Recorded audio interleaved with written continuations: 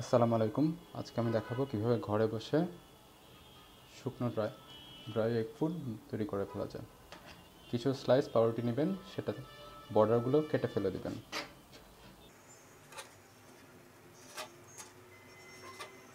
এখানে আমি আগে থেকে কিছু স্লাইস করে রেখে দিয়েছি, সেগুলোতে সাজিয়ে নেবেন। তারপর একটি ডিম নিয়ে যথারীতি সেটা ফাটিয়ে নেবেন।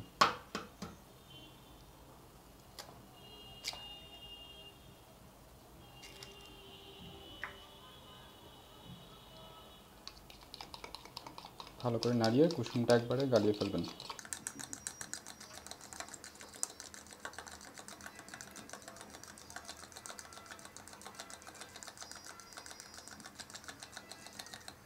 আপনি চাইলে এটা পাতলা করার জন্য একটু পানীয় ব্যবহার করতে পারেন।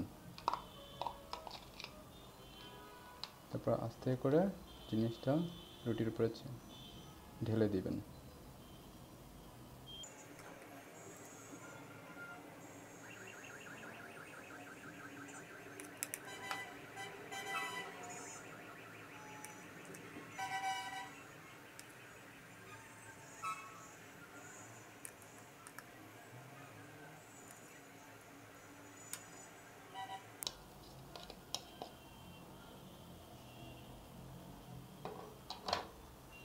এভাবে তৈরি করে এটা শুকানোর জন্য 2 থেকে 3 দিন রেখে দিবেন।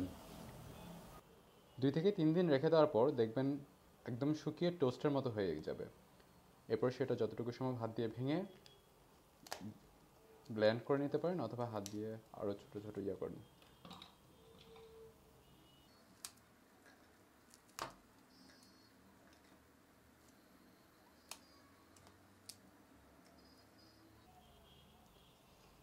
আমি এখন এটা ব্লেন্ড করে ফেলবো।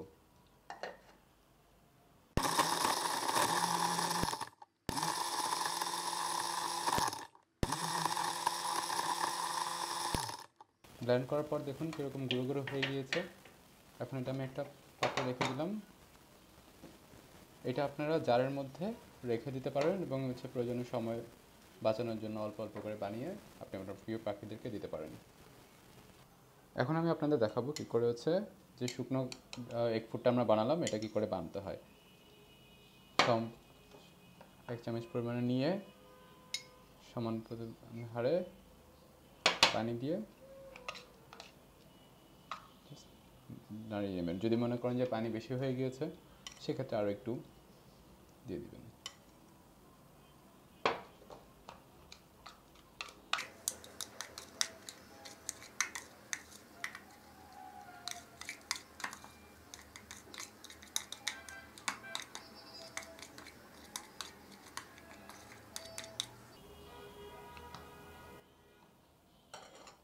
ব্যাস তৈরি হয়ে গেলো এগ ফুড। আপনি চাইলে এর সঙ্গে সব পছন্দ মতো সবজি অ্যাড করে নিতে পারেন, অথবা অনেক সময় দেখা যাচ্ছে পাউরুটি দিলে পাখিদের পুপটা একটু নরম হয়ে যায়। সেক্ষেত্রে আপনি চাইলে চিড়াও এভাবে ব্লেন্ড করে এদের সঙ্গে মিশিয়ে দিতে পারেন।